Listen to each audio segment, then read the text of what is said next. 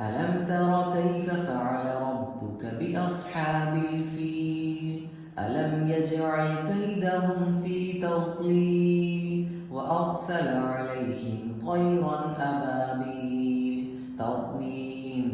بحجارة من سجيل فجعلهم كعصف مأكول بسم الله الرحمن الرحيم لإيلاف قريش إيلافهم رحلة الشتاء والصيف فليعبدوا رب هذا البيت الذي أطعمهم من جوع وآمنهم من خوف بسم الله الرحمن الرحيم أرأيت الذي يكذب بالدين فذلك الذي يدع اليتيم ولا يحض على طعام المسكين فويل للمصلين الذين هم عن صلاتهم ساهون الذين هم يراءون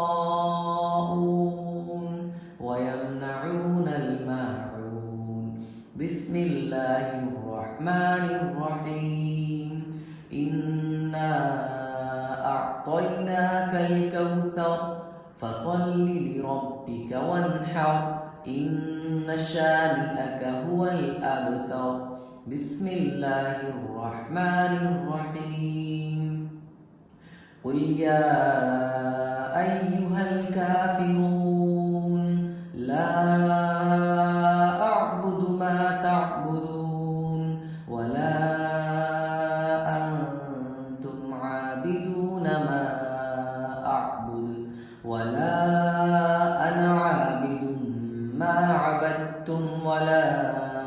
أنتم عابدون ما أعبد لكم دينكم ولي دين بسم الله الرحمن الرحيم إذا جاء نصر الله والفتح ورأيت الناس يدخلون في دين الله أفواجا فسبح بحمد ربك واستغفره إنه كان توابا بسم الله الرحمن الرحيم تبت يدا أبي لهب وتب ما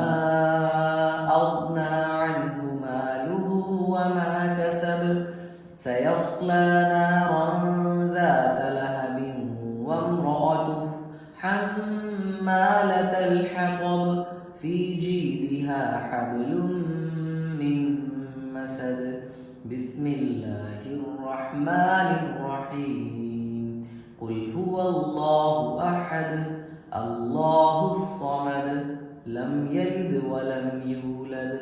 ولم يكن له كفوا أحد بسم الله الرحمن الرحيم قل أعوذ برب الفلق من شر ما خلق ومن شر غاسق إذا وقب ومن شر النفاثات في العقد ومن شر حاسد إذا حسد بسم الله الرحمن الرحيم قل أعوذ برب الناس ملك الناس إله الناس من شر الوسواس الخناس الذي يوسوس في صدور الناس